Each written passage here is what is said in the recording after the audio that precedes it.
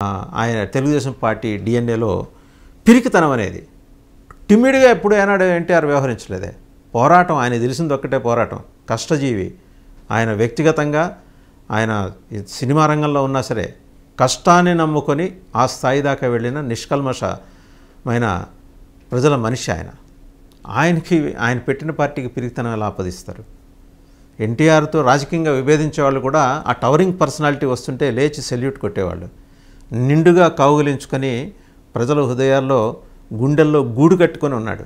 ఇవాట కాదు, 100 ఏళ్ళు దాటిన తర్వాత కూడా తెలుగు జాతి ఉన్నంత వరకు ఇద్దరు మహానుభావుల గురించి ఎప్పుడు ఈ తెలుగు ప్రజలు గుర్తుంచుకుంటారు, ఎన్టీఆర్ అండ్ పివి నరసింహారావు.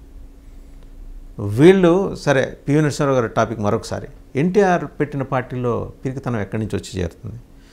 జగన్మోహన్ రెడ్డి మీకు టార్గెట్ అయితే జగన్మోహన్ రెడ్డి తోటి వేరే రకమైన పంచాయతీ పెట్టుకోవాలి. బట్ తెలుగుదేశానికి ఎలా ఆపాదిస్తారు ఆ పిరికితనాన్ని? తెలుగుదేశంలో ఇప్పుడు వచ్చి చేరిన ప్రాక్సీలకి పిరికితనం ఉందంటే అనుకోవచ్చు. కేవలం ఏంటంటే రిటర్న్ ఆన్ ఇన్వెస్ట్మెంట్, ROI, పెట్టిన పెట్టుబడికి తిరిగి పొందటం ఎలా అనే స్కీమ్ కింద వచ్చి జాయిన్ అయిన ఒక కొందరు గ్రూప్ ఆఫ్ ఎమ్మెల్యేస్లో ఆ రకమైన ఆ పిరికితనం ఉంటే ఉండొచ్చేమోగా గాక. అలాగే కొందరు ఆఫీసర్స్లో ఏమో రేపొద్దున జగన్మోహన్ రెడ్డి వస్తాడేమో అనే భయం వల్ల ఎందుకు వచ్చిన పంచాయతీ మన మీద కక్ష కట్టుకుంటే మనల్ని శంకరగిరి మాన్యాలు పట్టిస్తాడేమో అనే భయం ఉంటే ఉండొచ్చు.